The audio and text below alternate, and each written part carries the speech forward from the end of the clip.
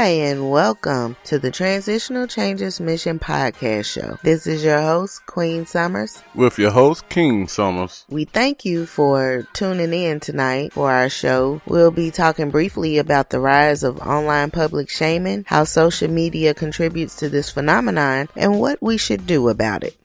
Basically, negativity. The definition of negativity is the expression of criticism shows, meaning that when you have negativity inside of you, by wherever it comes from, it shows. It can be felt through vibrations. It can be shown through the expressions of your body language. And we are here to talk about that, how it is that people get excited about it, and how the media is promoting it. Better yet, people making millions off of being negativity. You might be walking around and mess around and see somebody get hurt. If you catch that on your camera, you might get 1,000 views instantly. So we are here to talk about negativity. And public shaming is nothing new. The collective shaming of individuals is nothing new. The format has just changed with the times. Before the rise of social media, however, widespread condemnation was a lot harder to generate. Even with the rise of the tabloid news media, the spread of shock and outrage was limited to the subjects that editors chose to cover. But this kind of thing, anger, online and public shaming, the urge to yell at people who aren't doing the right thing, such as wearing their masks, that can be precisely the opposite of productive. Don't you agree, King? Yes. Now, with the rise of social media, public shaming has moved from tabloids to platforms like Twitter and Facebook. Everybody has some type of social media profile out there. Or cell phones. Anyone can participate, and doing so is as simple as opening an app. This has led to a long list of examples of online public shaming, from the mid-flight sacking of PR exec Justine Sacco following an insensitive joke about AIDS in Africa, to a software developer being fired for an alleged series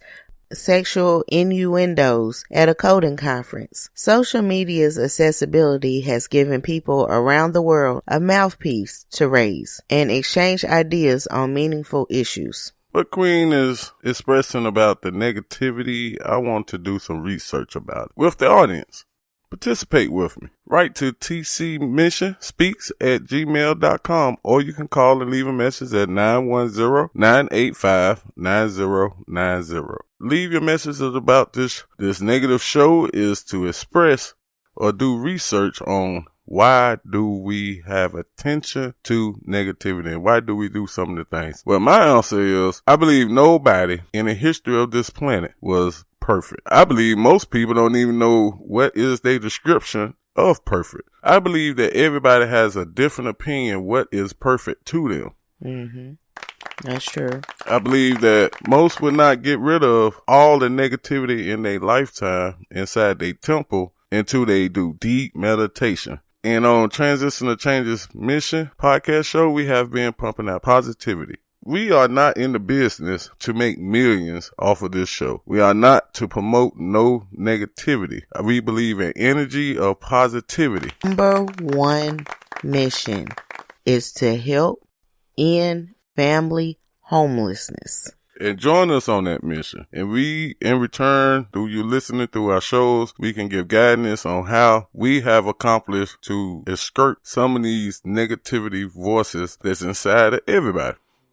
They say that your best consultant is yourself, meaning that you walk around with millions of spirits talking to you all day long, giving you guidance on decisions, giving you guidance on which direction to go, or making choices throughout your days. So which one do you want to listen to? It'd be millions of them coming at you at one time. I have caught many people, even myself, talking out loud. Mm-hmm. Just as long as you don't answer yourself. Uh-huh. And they'll say you're crazy. That person over there in the corner talking to themselves, Dr. Queen. But there's nothing wrong with it, because your best consultant can uplift you if you are surrounded by positive energy. Absolutely. So with this show here, we are talking about things that interacting in your life that is almost impossible to skirt, meaning that when you go outside, you see negative billboards. When you turn on your TV, the news is catered to promoting negativity. It is many shows that's other than family shows that's out here that promote negativity because they know what caters to the excitement, what makes money. And this has done a lot of good, as shown by the success of online petitions and progressive movements. Platforms like Twitter and Facebook have expanded our knowledge of society, allowing people to be genuinely curious about each other. As well as connecting people for good, however, social media has also amplified the blood sport of public shaming. More and more users are encouraged to share damning accusations online, often with little to no context. Information travels fast on social media, and quick reactions are often prioritized over considered responses. Now, controversy can spread around the globe in a very compressed period of time, sometimes mere hours after an incident.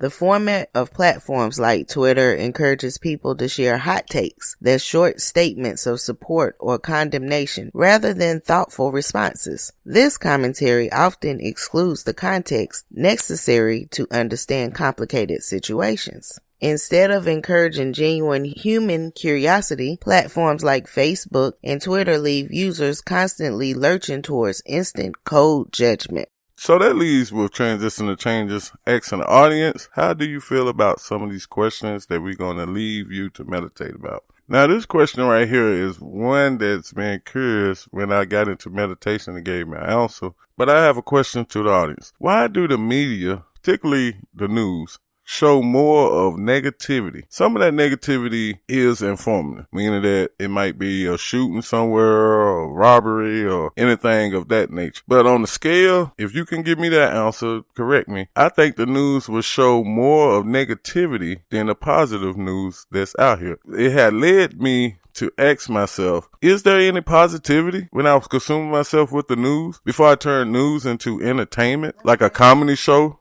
Yeah.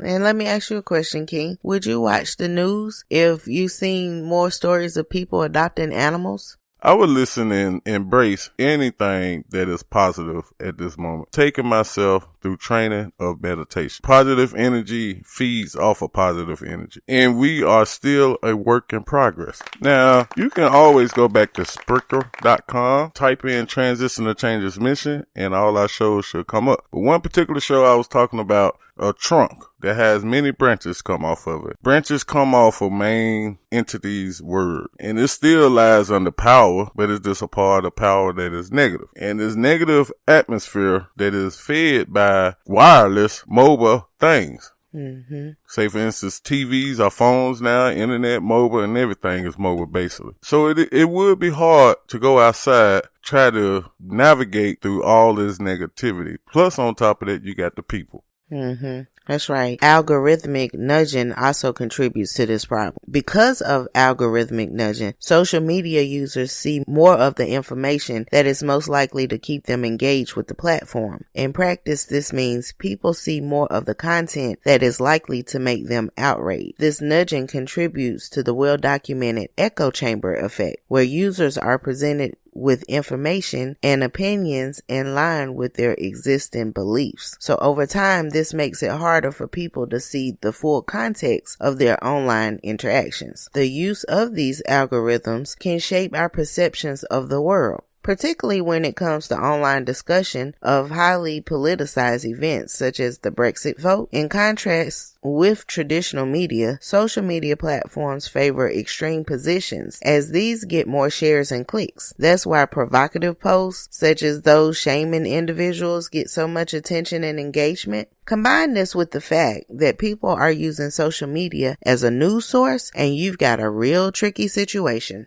Yes, you are so right. That leads to another question. And that question is, can it be a force for good? My answer to that is yes, because it makes it exciting. Most people with a clear conscience will draw a perfect world with nothing going wrong. If you imagine that life will be boring.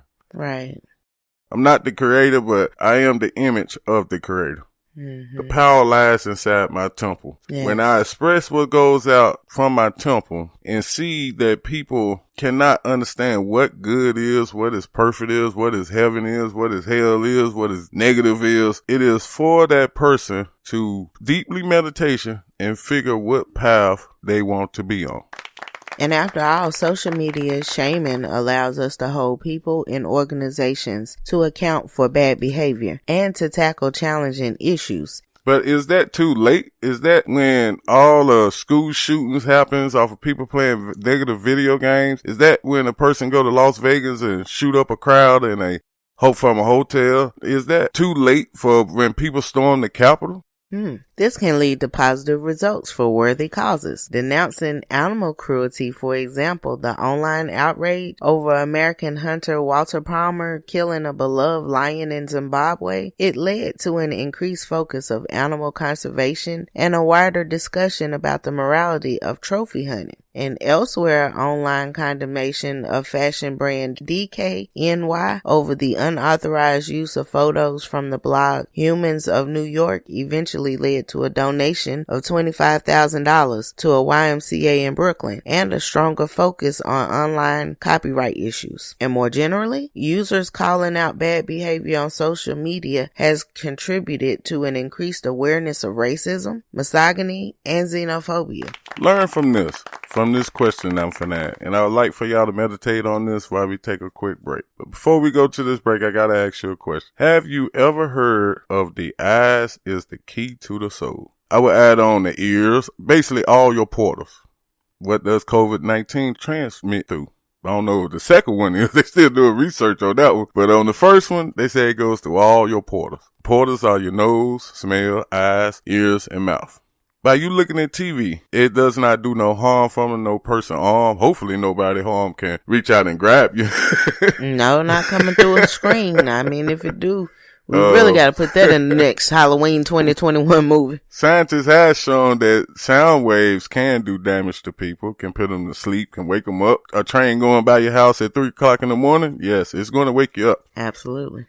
That's sound. These two elements are very powerful. That's saying that I'm asking, basically, do you truly understand all your portals are the key to your soul? Pay attention to your narratives, your voice of wisdom around you, and meditate on some of these things that we are talking about when it comes down to shaming. And we're going to take a break. And we'll come back with solutions that can help you get rid of all this negativity. Yes. One way you can do it, show enough, is just stay tuned. Listen to the smooth jazz that I'm finna play. That we always play. That's one of the reasons why we play it. To cool you down, meditate, gather everything, and go spread the word about Transition to Changes mission. Like us, share us, love us. And come on back in with your host, King Summers. And Queen Summers. Stick around. Thank you.